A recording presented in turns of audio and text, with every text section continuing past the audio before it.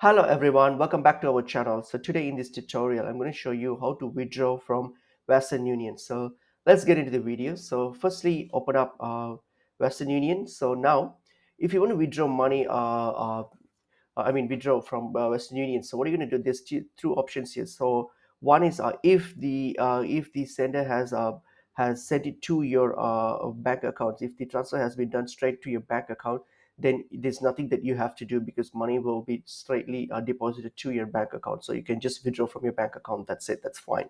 So it's nothing else involved in that. So that's one way. The other way where you can how you can withdraw is you can withdraw through a Western Union location or an agent. So if you go, so what you need is you need the MTCN number and your local ID. So if you're going to withdraw money, so take have your one of your local ID plus your MTCN number. So get the MTCN number from your sender. So the MTCN number it's actually a tracking number, something like this.